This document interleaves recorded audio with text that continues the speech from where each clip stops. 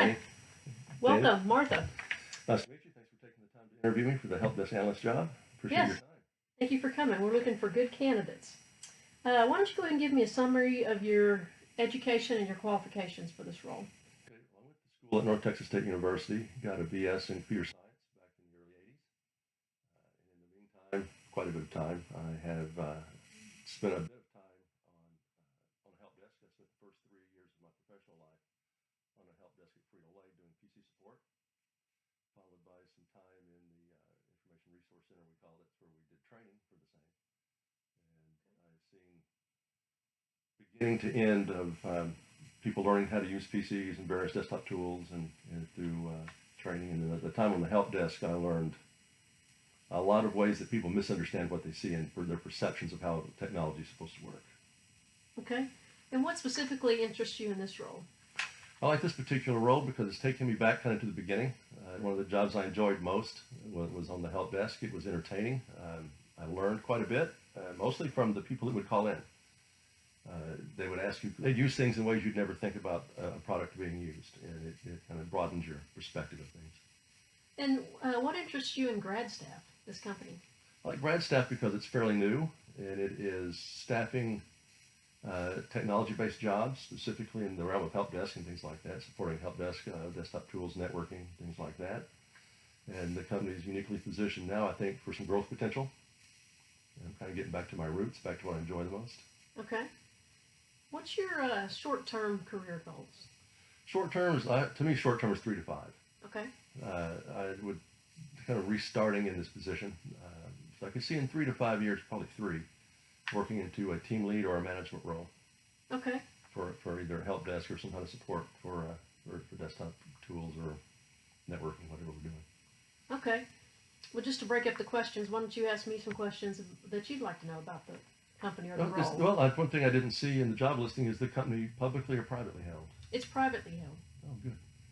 In this particular role, what's the turnover rate? How long does somebody stay in this role? We have a pretty short learning curve. So once someone gets experience, typically they move to the next role in about 18 months. So is this role a contract or is it a full-time hire, part-time? It's a full-time hire. Oh, good. That's what I'm looking for. Good. I don't want to do contract. I want to stay somewhere for some period of time. Yeah, we're looking for people that can stay and learn and grow. And so what are your strongest characteristics? I think what has emerged as my strongest characteristic is the ability to sort and organize facts to debug problems. Lots of times you start gathering information and there's a plethora of things and you have to sort out what's hearsay, what's real, and what actually applies to the problem you're trying to solve. Okay. So I've got fairly proficient at that. And what characteristics do you think you have the most opportunity for improvement in? That's patience, mainly dealing with people who talk about things as if they know what they're talking about, use buzzwords, things like that. And this is where a lot of issues come in when you're trying to solve a problem and people are telling you things that aren't necessarily true or couldn't possibly be true. So my area of growth will be to have more patience for that and help that person learn what they don't know without being confrontational. And in that vein, what unethical situation have you come across and how did you handle it?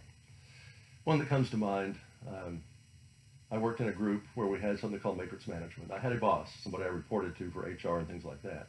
But we were assigned to multiple programs, and each program had a program manager. So you were slotted certain amounts of times to work on it. I had a program manager ask me to lie to my boss while I was traveling on business and stay a couple of extra days and work on his program. And when I really didn't need to be there but one day, he wanted me to stay longer. So he told me, well, just tell him you're working on it, and it took longer. So I didn't do that. Okay. What's your greatest success and why? I believe it was my last project at Texas Instruments. I worked on a development team, myself and another guy. What we put together was a really nice OS agnostic test platform that was network wide. It could be anywhere in the company inside the firewall. We could take our test platforms that were very expensive and load whatever version of the day, version du jour of software on it and test on it. What's important about this and what made it so proper, useful, and worthwhile is we had groups in various parts of the world, all in different time zones. And all these platforms were for $5,000 a piece, and there's about 20 or 30 on each side. So what we were able to do with this particular setup was to allow people to attach their device to what we call a board farm. So when they went home at night, we could run tests on it from other parts of the world. Huh. So you pretty much had 24/7, 365 availability to all the equipment. Wow. It saved quite a few dollars. In fact, it was about $12 million in hardware, not to mention people's time. It was really pretty slick. Wow. And now on the opposite side, tell me about a failure that sticks. Now this one, I still every so often hit my head on the wall.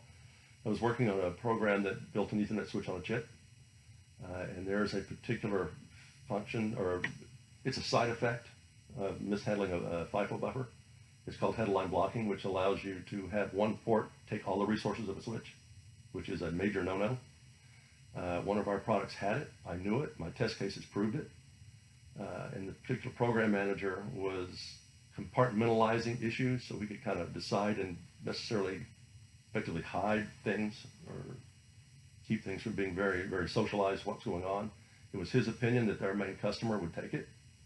I knew they would not, and I didn't. I should have gone above his head, and I didn't. We built the product. They said no, and Okay. I knew better, and I didn't go above his. I should have gone above his head. I should have gone to our vice president.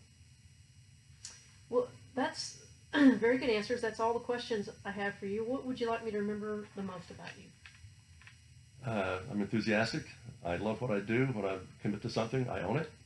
It won't be, can you come into work? You'll start looking for me. I'll be here. Okay. You won't have to ask me to come in on weekends and nights. I'll know what's happening, and I'll be on top of it. Okay, great. Thank you. That's it. Thank you for your time. I appreciate Thank it. you.